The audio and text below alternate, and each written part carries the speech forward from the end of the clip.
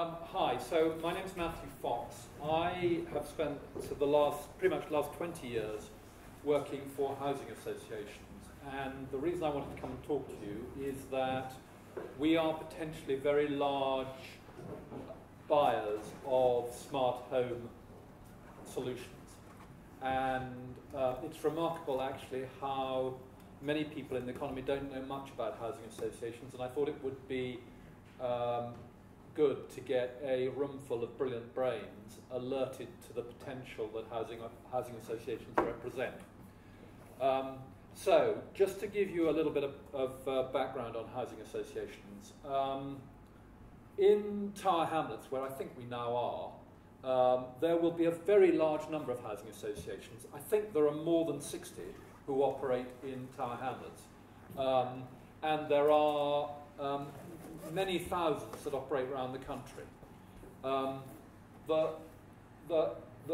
associations you'll probably be most interested in as potential customers are large organisations. The largest housing associations now have 50 to 75,000 homes. They're therefore very large organisations with billions in assets, and also with access to very large numbers of potentially smart homes. They're also financially very strong. It won't have escaped your notice that over the last 30 or 40 years, property values have gone up hugely. Many housing associations acquired their properties 20 or 30 years ago, and all of that incremental value is now on their balance sheets.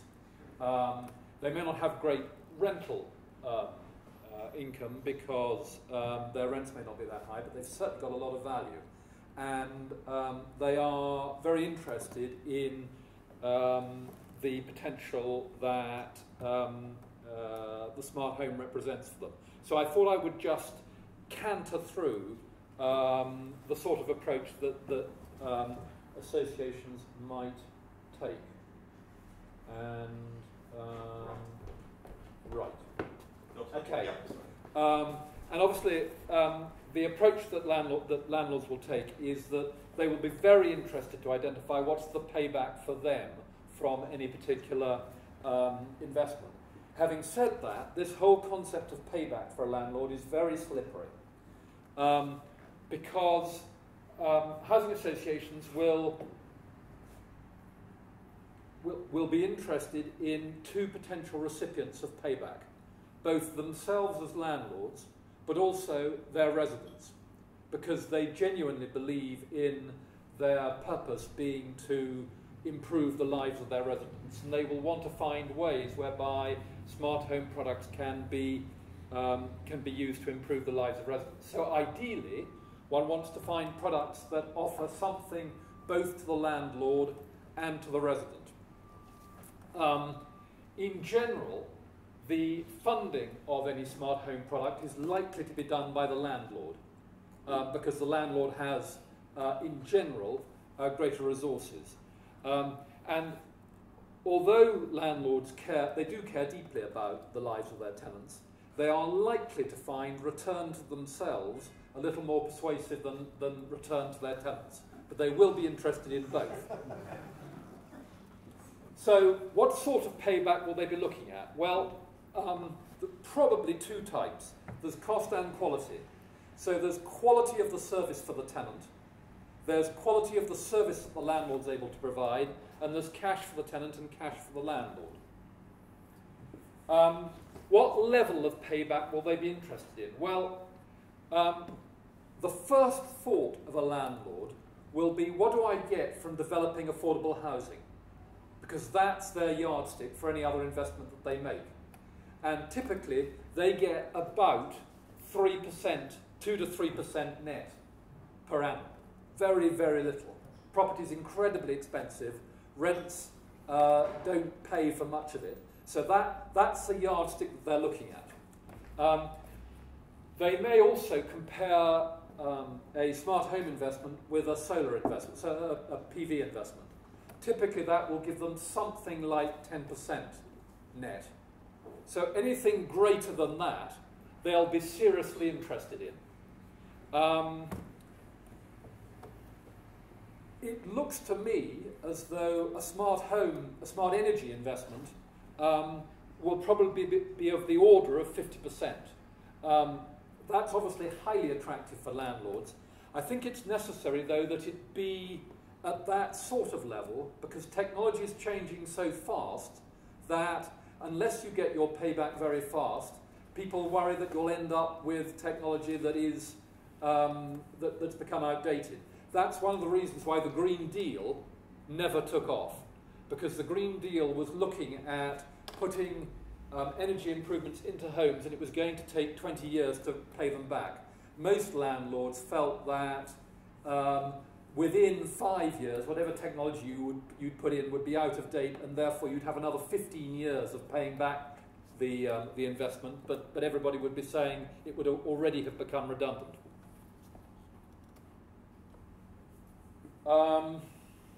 Measuring the payback is not easy. One of the things that housing associations can offer is the ability to pilot smart home products. Housing associations have access to lots of homes, and in general, housing associations are more or less trusted by their customers, by tenants. Many smart home tech providers struggle to find enough places to test and to pilot their products. Housing associations can offer that and are likely to be willing to pick up a lot of the cost of doing so. The other advantage that housing associations offer is that, oh my God, I've just seen that. That tells me how long I've got. Sorry. Yeah, I've got 3 minutes left. Jeez. Right. We'll let you have a bit longer. Okay. In order to measure payback, you're typically looking at a comparable of what a particular service used to cost. Because housing associations have very large numbers of households, they typically have very good historic cost comparables. So they've got good information on not just what they're able to generate, not just what the new cost will be, but also what the old cost was. So I thought I would canter in the last 2.5 minutes through what the sort of mindset would be of a 20,000 home landlord. And just to give you a feel, in London there are probably 20,000 home landlords, so a significant number. And a 20,000 home landlord in the southeast of the country would have annual turnover of about 150 million and probably would employ about 500 people. So I think probably the first major smart home use that these landlords are going to be interested in is some sort of smart energy use. And the mindset that they will take is they will ask themselves, what will this mean for our customers? And typically, it looks as though a smart thermostat product will save something like the order of 20% of a typical energy bill during the year. And actually, social households have slightly lower energy bills than many other households. But one's looking at something like a price per transaction of £200. On 20,000 transactions, that's £4 million a year benefit for tenants. That will get the interest of a landlord. The next use, and in fact, I'll just go off piste here quickly to say that I think probably the second most obvious smart home use, on which I don't have data, I don't have numbers here, but I'll just mention it because I think it's the one that's likely to move fastest, is probably some form of assisted living product, one that will enable vulnerable people living on their own, and housing associations typically house a disproportionately large number of older people, to lead a safer life than they otherwise would. There are a lot of products becoming available for that sort of use, and I think that's probably the second use. The third one I'll now allude to is keyless entry. The reason that keyless entry is very attractive for housing associations Keyless entry does do the double hit. It's attractive to tenants because it means they don't have to come home from work to let somebody in. It's attractive to landlords because landlords spend an immense amount of time going and trying to do maintenance jobs and not being able to get in because somebody hasn't turned up. And keyless entry potentially hits both of those. Also, landlords spend a lot of money producing new keys often many times during the year. You can see that the numbers add up in terms of what they would represent for tenants and for the landlord. So you're looking at the order of something like another 4 million a year on keyless entry. Gas servicing is an issue that makes the chief executives of housing associations worry about being sent to prison. If you don't service, people die. There are fairly few things that housing associations do that can kill people. Failing to service gas equipment is one of them, and every year a few people do die in the UK as a result of a failure to service gas equipment properly. Therefore, getting in to service gas equipment is absolutely essential under current regulations. If one could find a way of monitoring gas equipment without having to get in, that would be phenomenal. It is not unusual for a housing association to have to do 10 visits to a home in order to be able to get in to service the boiler to make sure that it's safe. Another 3 million is what that adds up to. And I think I've got one more use case, which is particularly relevant in the south of the country. In London, housing association rents are typically now probably getting on for only 25% of market rent. Therefore, there is a thriving market in the illegal subletting of housing association property, effectively selling the key.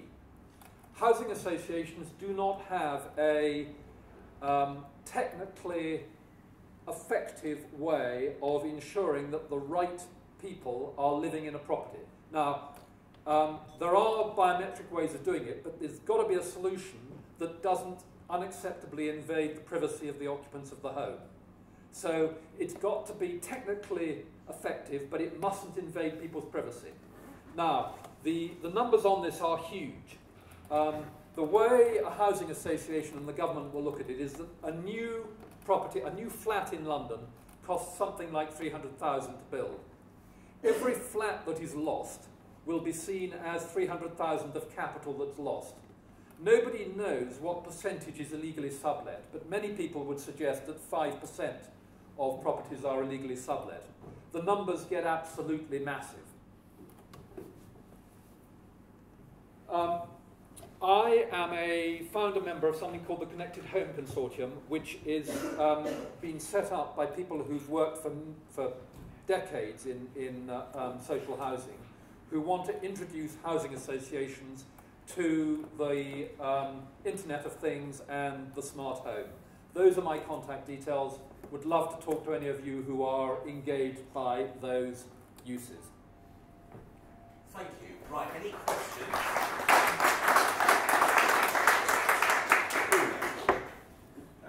We work in a housing association quite a lot, and one of the use cases we see often is also being able to detect people who are in acute poverty. Is it what we see? Yeah. Yeah, well, I mean, that's absolutely right, and there are manifestations of acute poverty, and there are some that are of particular concern. One of them is that another way in which people die in housing association property is that they don't heat themselves properly in the winter, and they literally die from being too cold. One of the big attractions of a smart thermostat product is that one would have a better, a more detailed understanding of the temperature of the property, the energy use of the property, and the temperature outside, and one can then identify people who are at real risk of that. There are clearly other forms of of poverty, like whether people are eating enough in the home, and there are potentially ways of monitoring that too. Yes. One thing you suggested to us is if OpenTRV is monitoring the temperature of every room, if you know people are there but all the rooms are underheated, that's a sign that they're not coping. And potentially that's easy to do, like say this product. But in principle, if you've got the data, you can do that. Yeah. And you were monitoring what, 2% of your tenants or something? We had a rather pathetic attempt 2 winters ago to try, based on the data that we had, which was not based on energy usage, it was based on the anecdotal knowledge by housing officers of particular individuals' circumstances. We called them on a particularly cold day to ask them how they were. It was a deeply unsatisfactory attempt to try and address the problem. What's actually striking about recent weather is that although we are living in a warmer, in general, a warmer country, we have had colder days in the last few years, and we've had some very cold days, and those are very dangerous. Thank you. Let's take one more question, and then we're going to share some stats, and then we're already over time. Very interesting, actually. What are your thoughts about crime and security? Stuff like neighborhood watching. So, my personal experience is that 2 places I live in, my current place is actually really quite interesting because I have lots of people staying at different times of the day, and we have very good neighborhood watching. Whereas another place I stayed before, everyone was working. There was a massive problem with drug-related crime just by the rail tracks, right? So, how do you put availability of people and matching them, for example? Well, in terms of housing association customers, our tenants, the most important service they want from us is to maintain our properties properly. The second most important service is to deal with antisocial behaviour. And housing associations spend a lot of money on a bad antisocial behaviour case, when you add up legal fees, court costs, people's time, can cost £40,000. And without getting too political about it, we have a property market which is designed to protect good tenants from bad landlords, but can have the effect of protecting bad tenants from good landlords at very great cost. And I can understand, there's a long legal tradition in this country of protecting, and I can see that, but it has meant that large landlords will spend hundreds of thousands a year on dealing with antisocial behaviour, and if we could find a more technically effective way of monitoring antisocial behaviour, we would like to, but we have to be very careful about the privacy issues that I alluded to earlier. Okay, thank you very much indeed.